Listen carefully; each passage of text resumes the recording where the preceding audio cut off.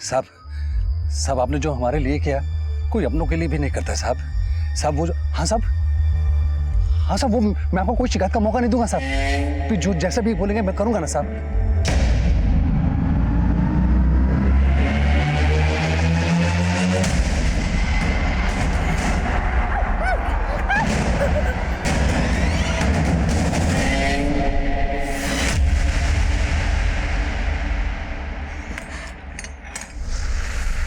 अरे relax relax chill.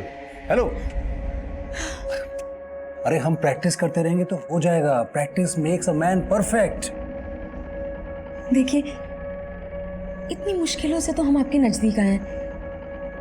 अब आपका ये खेल कहीं हमें फिर से जुदा ना कर दे। अरे तो हम थोड़ा ना मरेंगे। अरे वो जो हमारे साथ आएगा ना वो मरेगा। तुम खाली पीछे से आना और फिर उसके बाद हम देख लेंगे। प्रभात जी नहीं हमें ये समझ नहीं आ रहा प्रभात जी। अरे बीमा के लिए किसी का मर्डर करना, हम इसमें आपका साथ नहीं दे सकते। हमसे नहीं हो सकता। हम ऐसा नहीं करेंगे तो हम रास्ते पे आ जाएंगे और तुम मेरी मदद नहीं करोगे तो कौन मदद करेगा मेरी।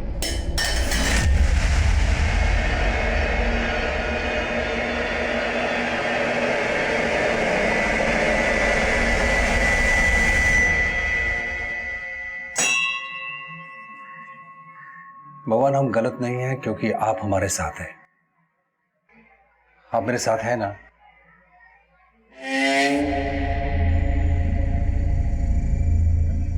साहब दो ना साहब, कुछ दो ना साहब जी, कुछ दो ना साहब। बहुत भूखा हो साहब, कुछ नहीं खाया। भगवान आपकी हर इच्छा पूरी करेगा साहब।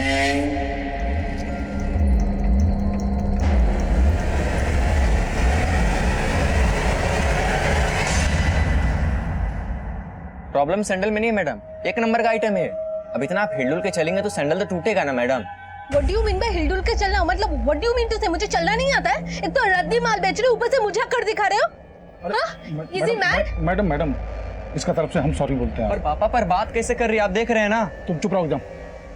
मैडम 2 दिन में आपका सैंडल बनवा के देंगे। 2 दिन के अंदर मुझे अपना सैंडल वापस चाहिए, नहीं तो पैसा वापस लेके जाऊंगी मैं।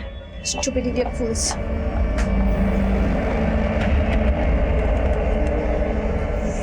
भैया जरा सो समझाइए, कस्टमर से ऐसे बात करेगा ये, ऐसे पेश आएगा? तो बात समझा रहे हैं हमसे। सुबह से माथा खराब करके रखा इसने। आप खड़े क्या हो? चाय बोलो चाचा के लिए। घनश्याम जी भैया, जाओ जाके चाचा के चाय लेकर आओ। तुमको बोला ना, तुम लेके आओ। हाँ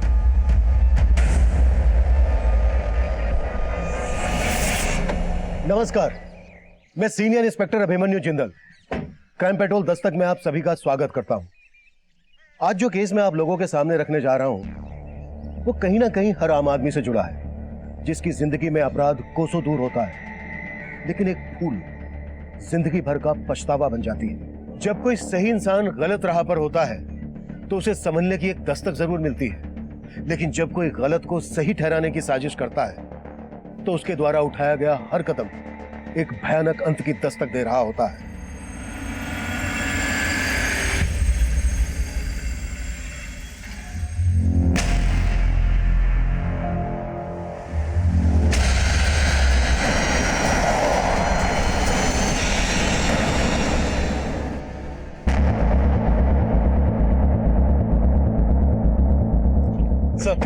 सर इस आदमी का एक्सीडेंट हुआ है। किसी ने कुछ विटनेस किया? किसने उड़ाया इसको? नहीं सर, किसी को कुछ भी मालूम नहीं। सर लोगों ने सुबह यहाँ इसकी लाश पड़ी हुई देखी।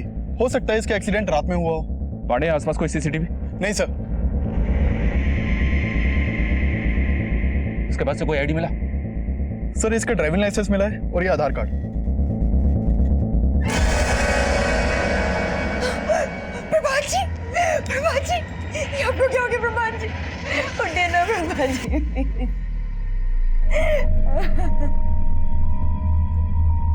प्रभात रात को 11 बजे दुकान से निकला था। फिर देर रात फोन आया गायत्री का कि वो घर नहीं पहुंचा। हम ढूंढ ही रहे थे कि सुबह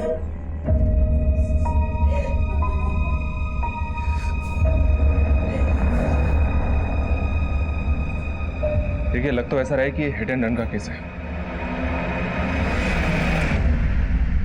पोस्टमार्टम के बाद बॉडी आपको सौंप दी जाएगी।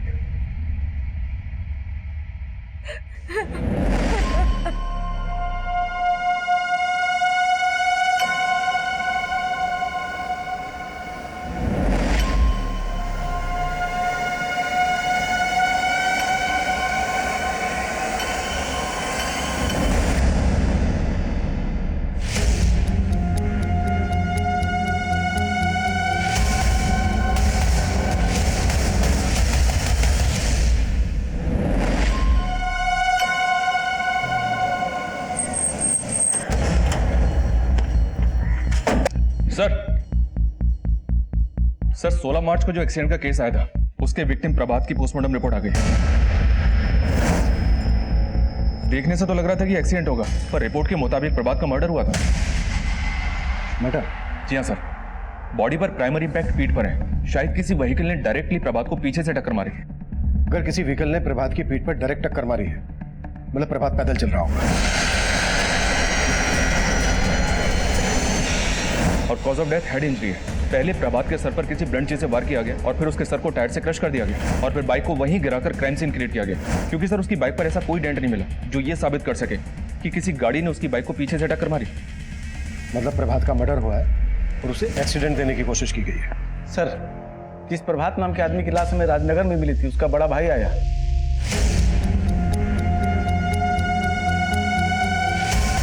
शास्त्री जी, शास्त्री जी। अरे गायत्री जी, आप यहाँ? शास्त्री जी, हम आपसे मिलने आ रहे थे। वो कहा है ना, ऑफिस में तो आप मिलते नहीं है। अच्छा, बस हमको ये जानना था कि प्रभात जी के बीमा का पैसा कब तक मिलेगा? देखिए गायत्री जी, जब तक पुलिस से हमें ये सर्टिफिकेट नहीं मिल जाता कि प्रभात की मौत एक्सीडेंट की वजह से ही हुई थी, तब तक आपको वेट करना होगा। सर हमको समझ नहीं आ रहा है कि कैसे कहें, हमको बहुत अजीब सा लग रहा है सर। देखिए, आपको जो भी कहना है आप बेझिझक होकर कहिए। सर हमको लगता है कि वो लाश प्रभात का था ही नहीं सर। लेकिन सौरभ जी, बॉडी की शिनाख्त खुद आपने और प्रभात की बीवी ने की थी। सर हमने नहीं की थी सर, गायत्री ने की थी सर। अगर आपको डाउट था तो ये बात आपने हमसे पहले क्यों नहीं कही? सर गायत्री ने अचानक से इतना कुछ कह दिया सर, वहां कुछ कह नहीं पाए और बाद में हमने बात करने की कोशिश किया तो अजीब सा रवैया था सर उसका। जी भैया, आप प्रभात जी की आत्मा शांति की प्रार्थना की जगह कुछ भी बोले जा रहे हैं। लाश का चेहरा इतना बिगड़ा हुआ था, वो एकदम से मान लिया तुमने कि वो प्रभात है। कहना क्या चाहते हैं? हाँ, हम अपने पति को नहीं पहचानेंगे? सर गायत्री उल्टा हमें सुनाने लगी सर, तो हमको लगा कि आप लोगों से ये बात छुपाना नहीं चाहिए सर। मर्डर? प्रभात जी का मर्डर हुआ है? मर्डर हुआ है, लेकिन आपके जेठ सौरभ का कहना है कि जिस लाश की आपने शिनाख्त की थी वो आपके पति प्रभात की नहीं थी। वो तो हमको भी पहले यही बोल रहे थे, लेकिन साहब ये मर्डर का सुन के ना हमको हमारे जेठ जी पे शक हो रहा है। एक मिनट, आप कहना क्या चाह रहे हैं, साफ साफ बताएंगे? प्रभात जी को जरूर हमारे जेठ और उनके बेटे जितेंद्र ने मारा है। ये सब बोल के कि वो लाश हमारे पति की नहीं है, वो आपको भटका रहे हैं, कहानियां बना रहे हैं ताकि आप उन पे शक ना करें। वजह? मेरा मतलब किस मकसद के लिए वो आपके पति प्रभात को मारेंगे? साहब, बाप बेटे दोनों की नजर थी प्रभात जी की दुकान पे। साहब, हम आपको बता रहे हैं कि उन दोनों की नीयत बिल्कुल अच्छी नहीं है। सर ये नीयत में खोट निकाल के ये गायत्री कोई गेम कर रही है सर। हाँ साहब, हमें तो ये नहीं समझ में आ रहा कि चाची अचानक से हम पे ऐसा आरोप क्यों लगा रही हैं। हम बता रहे हैं सर, गायत्री कोई गेम कर रही है। सर डेड बॉडी से जो कपड़े मिले थे वो प्रभात के ही थे और क्राइम सीन से जो बाइक मिली थी वो भी प्रभात की थी। चक्कर को समझ में नहीं आ रहा है, सौरभ की बात सही है या गायत्री का आरोप? सिंह, सबसे पहले लाश का डीएनए मैच करवाओ प्रभात के बेटे कमल के साथ। प्रभात की फैमिली और बिजनेस दोनों से जुड़ी हर बात पता करो। हमें दोनों पॉसिबिलिटीज पर काम करना है। क्या प्रभात का वाकई में मर्डर हुआ है? और अगर प्रभात का वाकई में मर्डर हुआ है तो ये एक साजिश है। तो इस साजिश का मकसद क्या हो सकता है?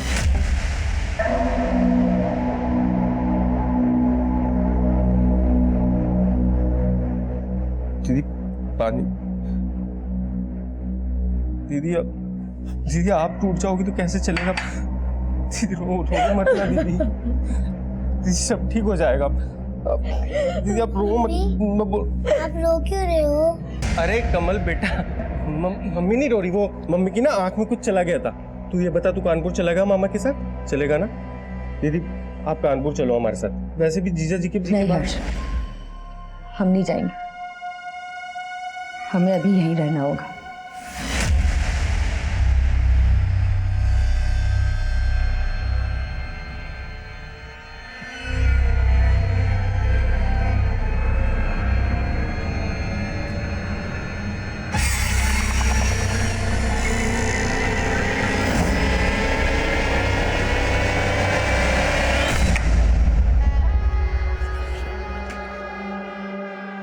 गायत्री, मुझे लगता है सौरभ भैया को प्रभात की प्लानिंग की भनक लग गई है, इसलिए उन्होंने पुलिस को भड़काया।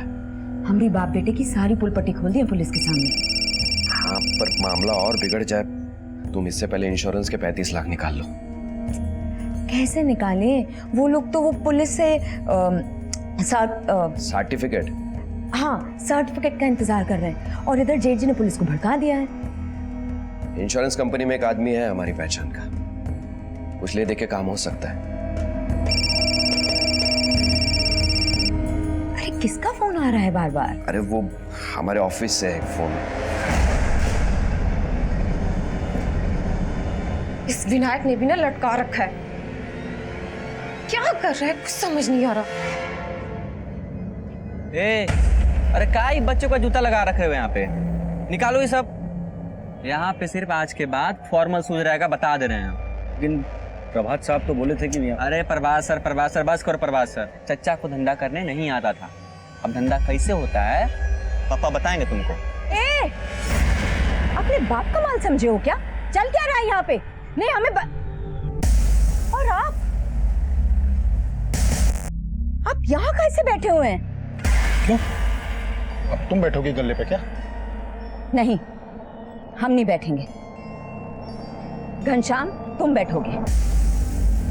इधर आओ घनश्याम, आज से तुम गल्ले पे बैठोगे और रोज हमें हिसाब दोगे, समझे तुम?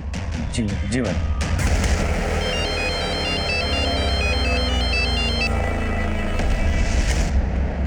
अरे काहे हमें इतना परेशान कर रहे हो आप? अरे परेशानी हमको हो रही है भाभी जी, पूरे 10 लाख रुपए लिए थे प्रभात ने।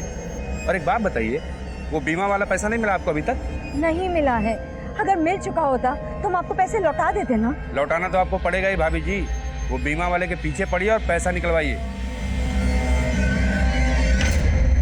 सर, प्रभात की बीवी गायत्री, भाई और भतीजे के कॉल रिकॉर्ड्स में तो शक करने जैसा कुछ नहीं मिला, पर मैं प्रभात के सीए से मिला जो पिछले कई सालों से प्रभात की शू शॉप के अकाउंट्स देख रहा है। उसका कहना है कि कुछ महीनों से प्रभात की दुकान घाटे में चल रही थी। प्रभात ने कई लोगों से कर्जा भी ले रखा था। एक बात और सर, प्रभात ने सिर्फ 3 महीने पहले 35 लाख की एक टर्म इंश्योरेंस पॉलिसी ली थी। तो तुम्हें क्या लग रहा है, ये साजिश इंश्योरेंस पॉलिसी के 35 लाख रुपए निकालने के लिए रची गई थी? पक्का तो नहीं कह सकते सर, हो भी सकता है।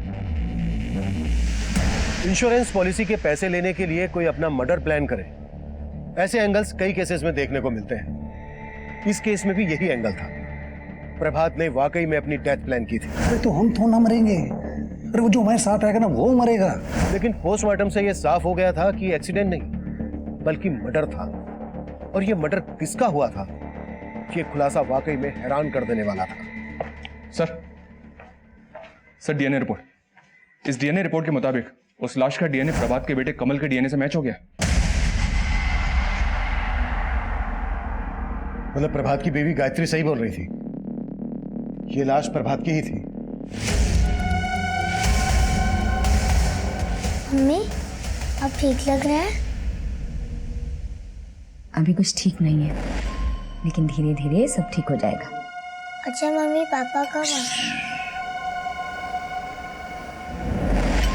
पापा घर पे नहीं आएंगे, जब हम बाहर घूमने जाएंगे ना तब वो हमको वहां मिलेंगे, समझे?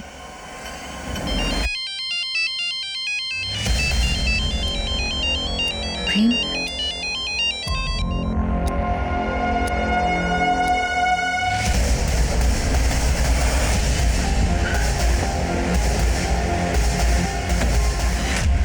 गायत्री जी माफी चाहूंगा, हमने आप पर शक किया।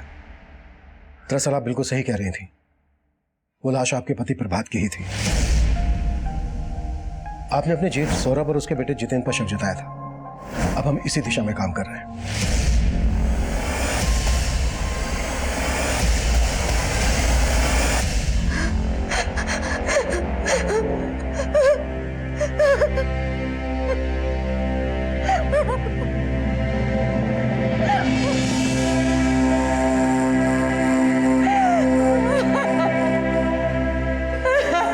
क्या हुआ मम्मी, अब रो क्यों रही हैं? अब कोई भी नहीं है यहाँ।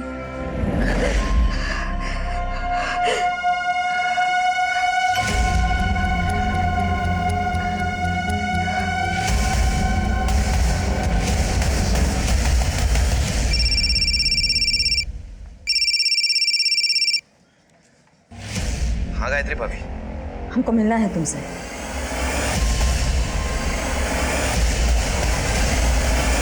सिंह, अब हमारा फोकस क्लियर है।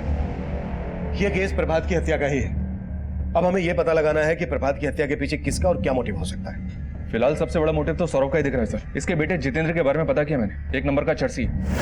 6 महीने पहले प्रभात ने सौरभ और जितेंद्र को नौकरी दी, तभी से प्रभात की दुकान घाटे में जा रही थी, पता किया मैंने।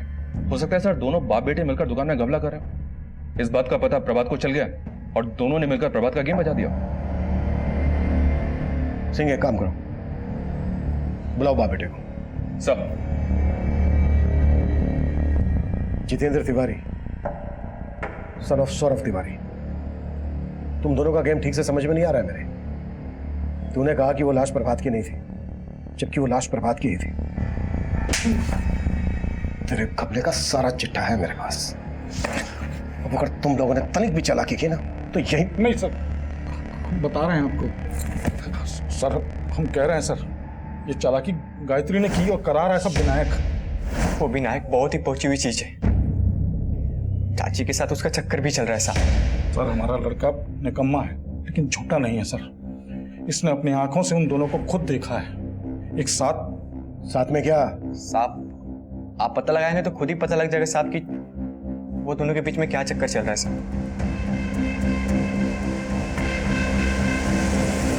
विनायक, अब सर से पानी ऊपर जा चुका है। अगर मुझे पता चला ना कि तुम मेरे साथ कोई गेम कर रहे हो तो तुम्हारे लिए बिल्कुल अच्छा नहीं होगा। क्या अच्छा नहीं होगा? उससे ऐसे दोबारा बात की ना तो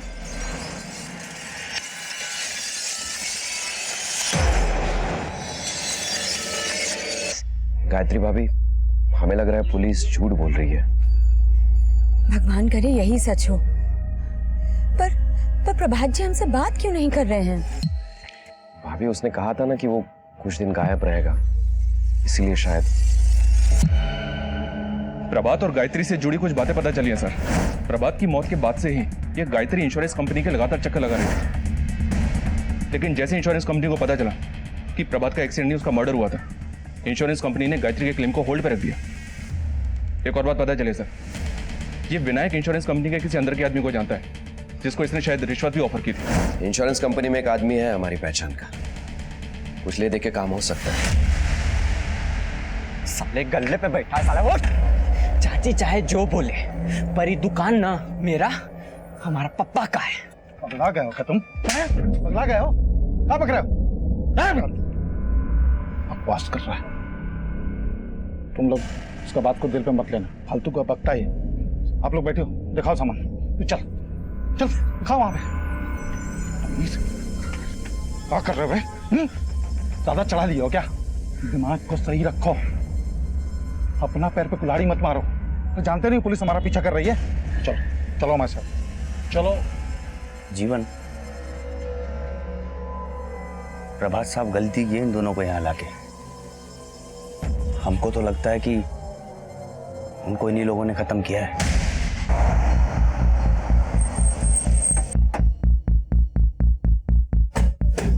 कुछ दिन पहले केस आया था मेरे पास, जिसमें एक पत्नी ने अपने प्रेमी के साथ मिलकर अपने पति को ऊपर पहुंचा दिया। आप ये सब बोलकर साबित क्या करना चाहते हैं हमें? वही जो आपने समझा, आपके और विनायक के बीच। देखिए, आप एक पतिव्रता पे शक करके ठीक नहीं कर रहे हैं। सर, प्रभात मेरा बहुत अच्छा दोस्त था, इसीलिए मैं गायत्री भाभी को मिलता रहता हूँ, और उनको यहाँ संभालने वाला भी कोई नहीं है। और गायत्री को संभालते संभालते तूने प्रभात का मजाक बना के रख दिया आपने प्रभात जी की मौत का। पहले बोले कि बॉडी उनकी नहीं है, फिर आगे बोले कि बॉडी उन्हीं की है, और अब आप सोच रहे हैं कि हम खुद ही मार दें अपने पति को। अगर नहीं तो प्रभात की मौत के तुरंत बाद इंश्योरेंस पॉलिसी के पैसे लेने की इतनी जल्दी क्या थी आपको? अगर पॉलिसी के पैसे जल्दी मिल गए होते ना तो आप और विनायक कभी के रफू चक्कर हो गए होते। आप कुछ भी सोच रहे हैं सर। ए विनायक, चुप बिल्कुल। इंश्योरेंस का पैसा लेने के लिए जो हथकंडे तू अपना रहा है ना, वो सब पता है मैं। कैसे हथकंडे सर? मैं तो बस चाहता था कि गायत्री भाभी को इंश्योरेंस के पैसे जल्द से जल्द मिल जाए। आपको उसकी फाइनेंशियल हालत का अंदाजा भी है? अंदाजा है हमें, और सब समझ भी रहे हैं। सब गलत समझ रहे हैं साहब, आप सब गलत समझ रहे हैं। एक तरफ आप पीछे पड़े और दूसरी तरफ वो प्रेम हमारे पीछे पड़ा रहता है। प्रेम? ये प्रेम कौन है? जी वो प्रभात जी ने 10 लाख रुपए ब्याज पर लिए थे प्रेम से। उनकी मौत के बाद उस प्रेम ने जीना आराम कर दिया हमारा। लौटाना तो आपको पड़ेगा ही भाभी जी। वो बीमा वाले के पीछे पड़िए और पैसा निकलवाइए। इस प्रेम को पहले से पता था कि प्रभात ने 35 लाख रुपए का बीमा लेकर रखा था अपना। अब साहब वो बोल रहा है तो उसे पता ही होगा। शायद प्रभात जी ने बताया उसे। हाँ तो क्या हुआ पैसों करे? हैं? पकड़ो इसे। एक मिनट जबरदस्ती उठवा लाया आप हमको यहाँ पे। अरे सर ये तरीका है क्या? सीधा मुद्दे पे आ, मुद्दे पे। सर माना कि प्रभात पैसे देने की स्थिति में नहीं था, लेकिन हमने कभी उसको धमकी नहीं दी सर। सीधा मार दिया। लेनदार को मार के हम अपना पैसा डुबवाएंगे सर। तुझे पहले से पता था ना कि प्रभात की 35 लाख रुपए की इंश्योरेंस पॉलिसी थी। उसके मरने के बाद वो 35 लाख रुपए उसकी बीवी को मिलते। तो उन्हीं पैसों में से तू अपने 10 लाख रुपए वसूल करने की सोच रहा है उसकी बीवी से। ऐसा कुछ नहीं है सर, बल्कि उनकी पत्नी को तो हमने डेडलाइन दिया था 3 महीने का। इसी तरह की डेडलाइन तूने 15 मार्च तक की प्रभात को दी थी, और 15 मार्च तक जब वो अपने पैसे नहीं चुका पाया तो 16 मार्च को तूने उसका मर्डर कर दिया। सर आप हम पे खामोखा शक कर रहे हैं। उस दिन हम घर पे थे, मैच देख रहे थे। हमारा कॉल रिकॉर्ड निकल लिया, चेक करिए सर। तो मुझे मेरा काम मत सिखा, और शक तो हम तुझ पे करेंगे, और अगर कुछ भी मिला ना तेरे खिलाफ तो उसका तुझे ब्याज चुकाना पड़ेगा। और अगर हमें बिना इन्फॉर्म किए शहर से बाहर गया तो तेरा असल सूद सब बराबर कर देंगे। चल निकल, निकल चल। इसको जाने क्यों दिया सर? अपने तरीके से पूछताछ करते 2 मिनट में सब उगल देता। नहीं सिंह, इसे क्या बोलना है पहले से तैयारी करके आया है। प्रभात की मर्डर वाली रात की इसकी सारी एक्टिविटीज चेक करो, नजर रखो इस पर। साहब जी, साहब जी, साहब जी, साहब जी, साहब जी, साहब जी।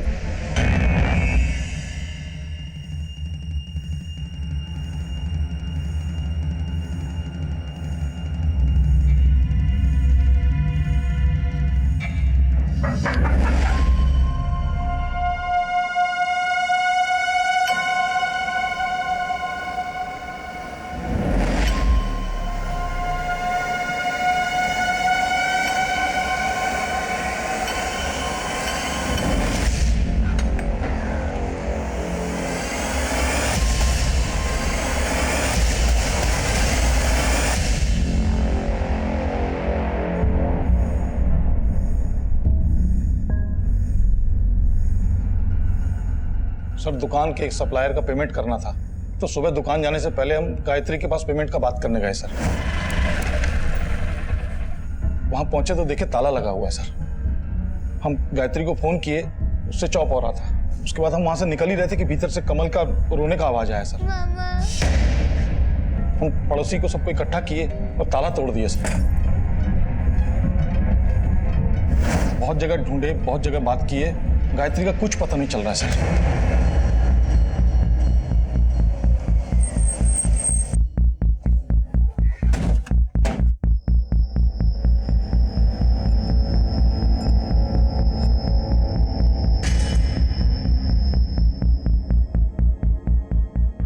कमल बेटा एक बात बताओ, रात को मम्मी से कोई मिलने आया था? आपने कुछ देखा, कुछ सुना? मम्मी ने हमें रात को ही सुला दिया था, और जब हम सुबह उठे तो मम्मी नहीं मिलती। मम्मी कहाँ है? सर अंदर रूम में ये कुछ डॉक्यूमेंट्स मिले सर। ये तो प्रभात के इंश्योरेंस के पेपर है। सर घर में कुछ भी सस्पिशियस नहीं मिला है, लेकिन सर गायत्री इस तरह से अपने बेटे को घर में बंद करके कहीं गायब हो जाएगी, चक्कर समझ में नहीं आ रहा है। सिंह, ये विनायक और गायत्री की चाल भी हो सकती है। शायद गायत्री अपने बेटे कमल को घर पर छोड़कर इसलिए गायब हुई होगी ताकि हमें लगे कि गायत्री खुद से गायब नहीं हुई है, बल्कि किसी ने उसे गायब किया है। सिंह, पड़ोसी से पूछताछ कर।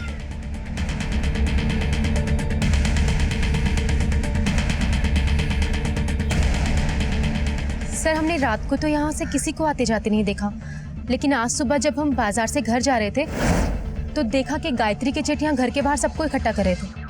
हम वहाँ पहुँचे तो पता चला कि कमल अंदर बंद है और बाहर से ताला लगा है, मगर फिर गायत्री के जेठ ने पत्थर मार के ताला तोड़ दिया। Thank you sir. पांडे ने गायत्री के कॉल रिकॉर्ड चेक किया। गायत्री को लास्ट कॉल रात को 10 बजे उसके भाई हर्ष ने किया था। फिर गायत्री का फोन ट्रैवल हुआ प्रभात की दुकान वाले एरिया की तरफ। फिर उसी एरिया में तकरीबन रात को 1 बजे गायत्री का फोन स्विच ऑफ हो गया। रात के 1 बजे गायत्री अपनी मर्जी से तो उस एरिया में जाएगी नहीं, सिंह, उस एरिया का डम डेटा स्टडी करो, देखो उसमें कोई सस्पिशियस नंबर मिलता है क्या। और कल रात गायत्री के भाई हर्ष ने गायत्री को फोन किया था, बुलाओ उसको। तब तक सौरभ से बात करते हैं। सर आप हम पे शक कर रहे हैं, हम आपकी मदद कर रहे हैं सर। हम बच्चे को लेके आपके पास आए और आप बताइए सर, रात को 1 बजे हम दुकान पे क्या करेंगे? हम टाइम से सो जाते हैं, चाहे तो पता कर लीजिए आप। हमें क्या क्या पता करना है और क्या क्या नहीं करना है वो हम पता कर लेंगे। फिलहाल हमें यह पता है कि गायत्री का फोन दुकान वाले एरिया में रात के 1 बजे तक एक्टिव था। तुम उसी दुकान पे काम करते हो ना? हाँ सर, काम करते हैं, लेकिन 24 घंटे वहां थोड़ी रहते हैं सर। वो जीवन और घनश्याम रात को वहीं सोते हैं सर। अगर गायत्री रात को 1 बजे गई होगी तो उनसे जरूर मिली होगी सर, पता करिए सर आप। सर ये सौरभ अपना बैकअप प्लान तैयार रखता है, लेकिन यह भी तो हो सकता है कि इस बार ये सच बोल रहा हो। इन जीवन और घनश्याम को उठा लाओ। सर गायत्री का भाई हर्ष आ गया है। सर हमारी दीदी कमल को रात को अकेला छोड़ के कहीं जा ही नहीं सकती सर। आप पता तो कीजिए, जरूर कोई गेम कर रहा है। तुम्हारी दीदी को कल रात 10:15 बजे तुमने फोन किया था, तब कहाँ थे तुम? कानपुर में सर। जीजा जी के मर्डर के बाद से हम रोजाना दीदी को फोन करते हैं। कल रात को बात क्या हुई थी तुम्हारी गायत्री से? हाँ हर्ष बोलो। दीदी अपना अकाउंट नंबर SMS कर दीजिए। क्यों? वो कुछ पैसे ट्रांसफर करने हैं आपको। नहीं हर्ष, तुम चिंता मत करो, हम संभाल लेंगे। सर हमारी दीदी बहुत स्वाभिमानी है, हमारी तो कभी मदद ही नहीं लेती। अच्छा, जब तुम्हारी कल रात बात हुई तुम्हारी दीदी से तो तुम्हें कुछ खटका, तुमने कुछ नोटिस किया, कुछ अजीब लगा तुम्हें? सर उनकी आवाज से ऐसे ही लग रहा था कि वो बहुत परेशान थी। कुछ बताया गायत्री ने, क्यों परेशान थी वो? सर हमने पूछा उनसे, लेकिन उन्होंने कुछ भी नहीं बताया।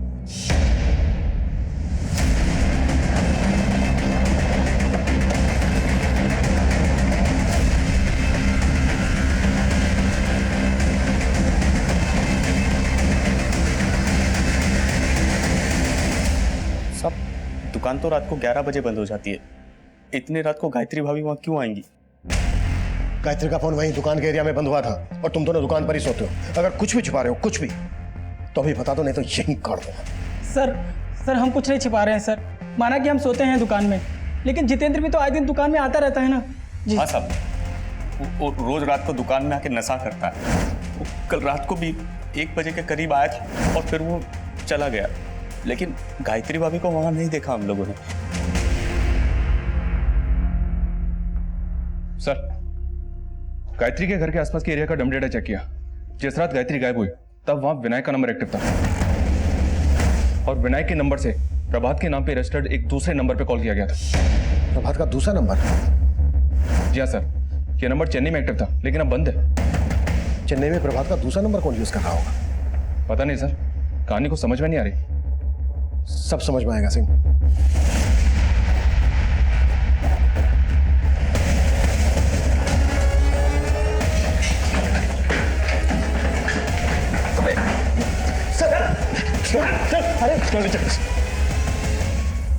अरे विनायक बाबू, क्या प्लानिंग की है आपने और गायत्री ने? Sir planning? हमने ऐसी कोई प्लानिंग नहीं की थी सर। देखिए सर, मैं मानता हूं कि मैं उस रात गायत्री भाभी को मिलने गया था, लेकिन गायत्री भाभी कहाँ गायब हो गई? गायब हो गई या छिपा के रखा है उसे कहीं? भागकर वहीं जा रहा था ना उसके पास, चेन्नई। चेन्नई? चेन्नई? हाँ चेन्नई। वहां प्रभात का दूसरा नंबर एक्टिव था। नहीं सर, मुझे सच में इसके बारे में कुछ नहीं पता। ऊपर देख, देख ऊपर देख। सर बता रहा हूँ सर। इतनी जल्दी क्या है? अब बोल। सर प्रभात का ये नंबर अंजलि यूज करती थी। कौन अंजलि? अंजलि उसकी गर्लफ्रेंड थी। प्रभात की गर्लफ्रेंड? जी सर, प्रभात और अंजलि का अफेयर चल रहा था। वो प्रभात की कस्टमर थी और दोनों में प्यार हो गया था। प्रभात और अंजलि हमेशा मेरे घर में ही मिला करते थे। सर प्रभात में और गायत्री भाभी में पहले हमेशा अनबन हुआ करती थी। अंजलि को पाने के लिए उसने फिर से गायत्री भाभी से रिश्ता सुधारना शुरू कर दिया और इसीलिए उसने अपना फेक डेथ प्लान कर दिया। Fake death? मेरी जगह कोई और मरेगा और इंश्योरेंस के पैसे पाने के लिए मुझे गायत्री को अपने फेवर में करना पड़ेगा। अंजलि तुझे इतनी पसंद है तो तू गायत्री भाभी से डिवोर्स ले ले। अरे तेरा दिमाग खराब है? सर से लेकर पैर तक मैं कर्जे पे डूबा पड़ा हूं यार। मैंने सब सोच लिया है। मेरी फेक डेथ के बाद तुझे गायत्री को इंश्योरेंस के पैसे दिलवाने में मदद करनी पड़ेगी। सर वो अंजलि के प्यार में इतना पागल हो गया था कि दूसरे की लाश को अपनी लाश साबित करने का प्लान कर चुका था वो। दूसरा कौन? सर इसके अलावा मुझे कुछ नहीं मालूम सर। सर हाँ, लेकिन उसने किसी को तो टारगेट किया था जिसका वो शायद मर्डर करने वाला था, लेकिन जब पता चला कि प्रभात का ही मर्डर हो गया तो कुछ समझ में नहीं आया। वहाँ चेन्नई में अंजलि प्रभात का इंतजार कर रही थी विनायक, मैं तुम्हें कब से कॉल कर रही हूँ, तुम मेरा फोन क्यों नहीं पिक कर रहे हो? और इधर मैं गायत्री भाभी को इंश्योरेंस के पैसे दिलवाने में मदद कर रहा था। इंश्योरेंस कंपनी में एक आदमी है हमारी पहचान का, कुछ ले दे के काम हो सकता है। कल रात गायत्री से मिलने क्यों गया था उसके घर? वो तो गायत्री भाभी ने खुद फोन करके बुलाया था सर। गायत्री भाभी रोजाना प्रभात के बारे में पूछती थी, उस रात भी उन्होंने प्रभात के बारे में ही पूछने के लिए बुलाया था। तुम बोले थे कि पुलिस झूठ बोल रही है कि प्रभात जी का मर्डर हुआ है, तो अगर प्रभात जी का मर्डर नहीं हुआ है तो प्रभात जी का है? भाभी हमें नहीं पता। नहीं पता मतलब? हाँ? हमें तो लग रहा है कि पुलिस जो कह रही है शायद वही सच हो। उसके लिए आंसू बहाने की जरूरत नहीं है, वो आपको धोखा दे रहा था। हाँ, उसका दूसरी लड़की के साथ चक्कर चल रहा था। कौन लड़की? सर उस रात गायत्री भाभी ने अंजलि के बारे में पूछा और हमें जबरदस्ती अंजलि को फोन करवाया। सर गायत्री भाभी की आवाज सुनते ही अंजलि ने फोन कट कर दिया। उसके बाद मैं वहां से चला गया, मुझे नहीं पता सर उसके बाद क्या हुआ और गायत्री भाभी कहाँ है और प्रभात को किसने मारा। अंजलि का कोई फोटो है तेरे पास? हाँ sir, social media messenger DP में उसका फोटो है सर। सर हाईवे के पास एक बहुत की लाश मिली।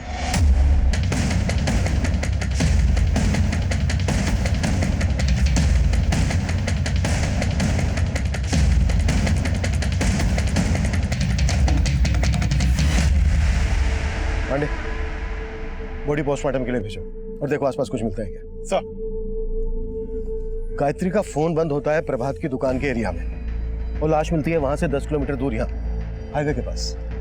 मुझे तो ये विनायक का ही गेम लग रहा है सर, और ये भी हो सकता है कि प्रभात के मर्डर का प्लान अंजलि और विनायक दोनों ने मिलकर बनाया और इस बात का पता गायत्री को लग गया हो, इसलिए दोनों ने मिलकर गायत्री को मार दिया हो। हमें लग रहा था कि अंजलि इस गेम की मास्टर प्लानर है, लेकिन अपना फेक एक्सीडेंट प्लान करने वाला प्रभात इस केस का असली मास्टरमाइंड है। लेकिन उसका मर्डर कैसे हुआ, किसने किया, यह खुलासा चौंकाने वाला था। लेकिन इस केस की सबसे बड़ी विक्टिम गायत्री थी, जो अपने पति प्रभात के धोखे का शिकार हुई थी। गायत्री और प्रभात की आपबीती की गाज उनके बेटे कमल पर गिरी, जो अब अनाथ हो चुका है। प्रभात के बाद गायत्री का मर्डर किसने किया होगा, यह तब हमारे लिए पहेली बना हुआ था, जिसका जवाब हम अंजलि की तलाश में ढूंढ रहे थे। और अंजलि का गायब होने का खुलासा भी कोई कम चौंकाने वाला नहीं था। सर विनायक ने कहा था कि अंजलि इंद्रपुरम में रहती थी। इंद्रपुरम पुलिस से कांटेक्ट किया तो उन्होंने बताया है कि वहां एक लड़की की मिसिंग कंप्लेंट फाइल हुई थी। रिपोर्ट में लड़की का चेहरा तो अंजलि से मिलता था, पर कंप्लेंट किसी सोनाली शर्मा के नाम से फाइल हुई थी और ये कंप्लेंट करने वाला कोई और नहीं, अंजलि उर्फ सोनाली का फादर ही है। मैंने बात की उनसे। सर ये अंजलि नहीं है, मेरी बेटी सोनाली है और मैं किसी प्रभात को नहीं जानता सर। सोनाली करती क्या है? एस्पायरिंग मॉडल है सर, और हमें ये बात पसंद नहीं है। ये सोनाली गायब कब से? 9 मार्च से। प्रभात का मर्डर होता है 16 मार्च को और ये लड़की अंजलि उर्फ सोनाली 9 मार्च को गायब होती है। और विनायक जिस नंबर पर इस सोनाली को फोन करता है, वो नंबर गायत्री के मर्डर वाली रात तक चेन्नई में एक्टिव था। I'm sure सी कि विनायक कोई गेम खेल रहा है। लेकिन सर इस विनायक ने जितना बोला है उसके आगे कुछ उगल नहीं रहा है। इसका तो ये भी कहना है कि वो ये तक नहीं जानता कि अंजलि का असली नाम सोनाली है। इस सोनाली का कैसे भी करके पता लगाना होगा सिंह, यही हमें इस केस की जड़ तक लेकर जाए।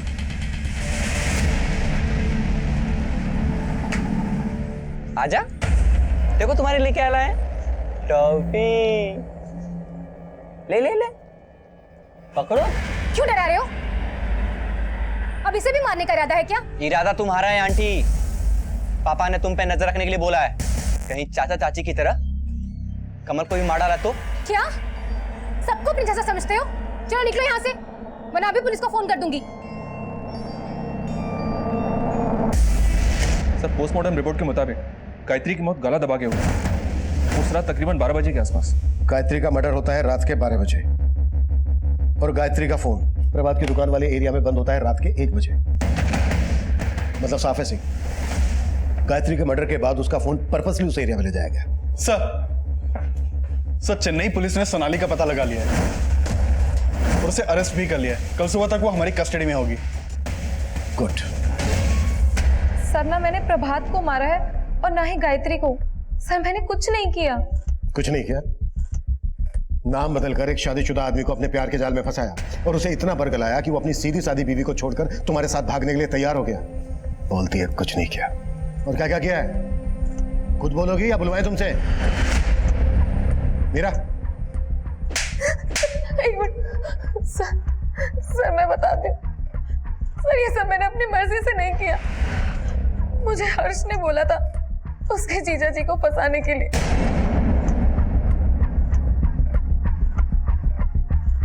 अमन बेटा क्या हुआ? चल आइसक्रीम खाने चलते। चल चल चल चल। और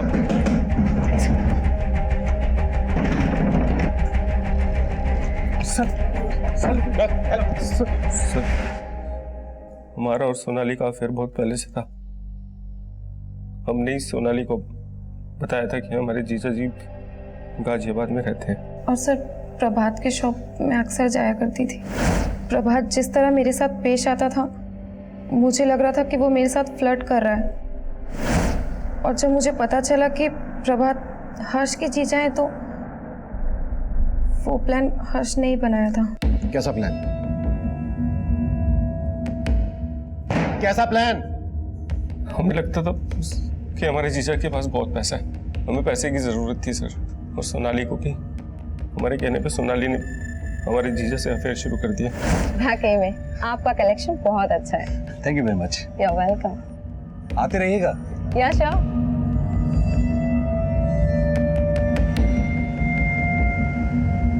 प्रभात ने मुझे फोन करने में जरा भी देरी नहीं की।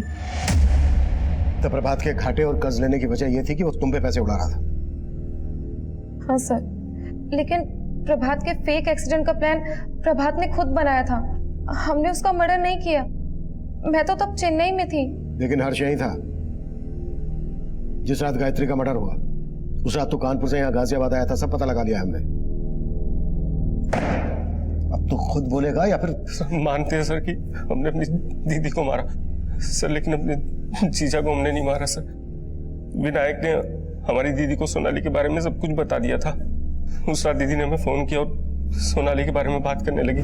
तुम्हारे जीजा जी का कहीं चक्कर चल रहा था, वो हमको धोखा दे रहे थे। क्या बोल रही हो दीदी? ऐसा कुछ नहीं है, आप बेवजह परेशान हो रही है। ऐसा ही है हर्ष। हमें विनायक ने बताया सब कुछ। कोई लड़की है अंजलि नाम की, चेन्नई में रहती है। हमें लगता है कि ये सब ना उसने ही किया। तुम्हें पता है हमने ना विनायक से उसका नंबर ले लिया। बस हम अभी के अभी जाके पुलिस को उसका नंबर दे देंगे। दीदी वो आप वो अंजलि की बात कर रही हो क्या? वो जो चेन्नई में रहती है? हाँ उसको तो हम जानते हैं दीदी। उसको तो आज हमने सुबह हाईवे पे देखा। दीदी आप एक काम करिए, आप हाईवे पे आ जाइए, हमने उसका घर देखा हुआ है। दीदी हमारी बातों में आ गई।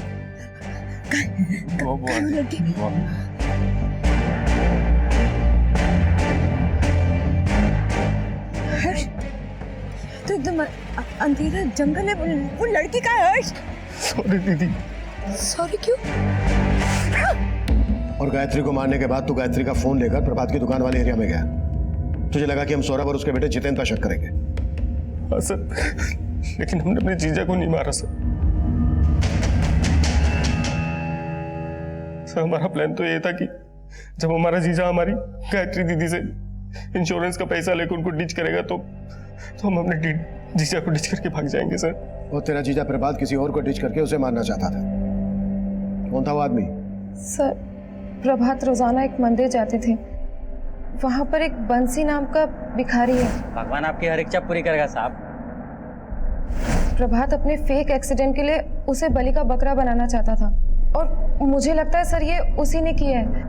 प्लान के मुताबिक जब प्रभात चेन्नई नहीं आया तो मैंने हर्ष को कहा उसका पता करने के लिए। सब पहले तो बंसी गायब था, लेकिन फिर जब उनको मिला तो बिल्कुल नए कपड़े डाला हुआ था सर।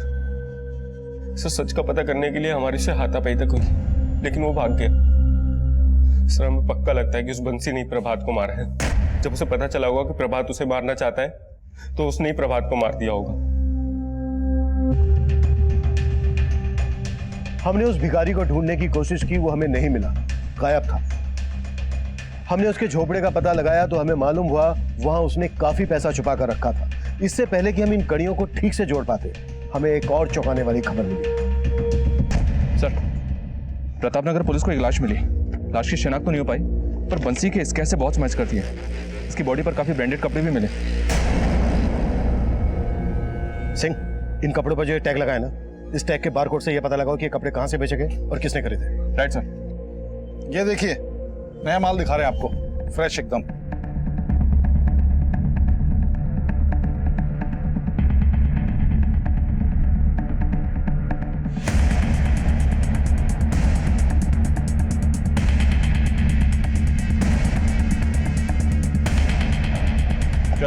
अरे सर, मुझे कहाँ ले जा रहे? मैंने क्या किया सर? बंसी के लिए कपड़े तूने खरीदे थे ना? बंसी? तुम सर, लेकिन सर आप लोग क्या कर रहे हैं? हमें कुछ समझ में नहीं आ रहा है। सीसीटीवी में बंसी के लिए कपड़े खरीदता हुआ दिखा है तो? सर कौन से कपड़े सर? हमने नहीं खरीदे। ऊपर देख। सर बताते हैं सर, मारिए मत, बताते हैं। हमने ही मारा है बंसी को, क्योंकि बंसी ही जानता था कि हमने प्रभात भैया का भी खून किया था। प्रभात को क्यों मारा? प्रभात भैया के गले से पैसे उस जितेंद्र ने चुराए और उन्होंने हम पर शक किया। लेकिन भैया हमने चोरी नहीं की भैया। साला जिस थाली में खाना खाता उसे तो भैया हमने नहीं चोरी की। भैया आप पीछे मत आओ, तू निकल यहाँ से। सर प्रभात भैया को उस समय तो यकीन नहीं हो रहा था। उन्हें उनकी गलती का एहसास हुआ और उन्होंने फिर से मुझे काम पर बुला लिया। जीवन, आई एम सॉरी भाई। वो बस कीजिए ना भैया, हम तो हमेशा आपको अपना बड़ा भैया ही मानते हैं। मैं अपनी बेइज्जती भूला नहीं था। प्रभात भैया को लगता था कि मैं उनके लिए कुछ भी कर सकता हूँ, इसलिए उन्होंने उस नकली एक्सीडेंट के प्लान में मुझे शामिल किया।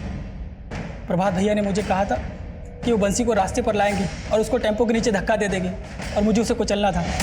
प्रभात भैया का प्लान था कि बंसी के मर्डर को एक्सीडेंट दिखाया जाए, लेकिन मैंने प्रभात भैया के मर्डर को ही एक्सीडेंट दिखा दिया। सर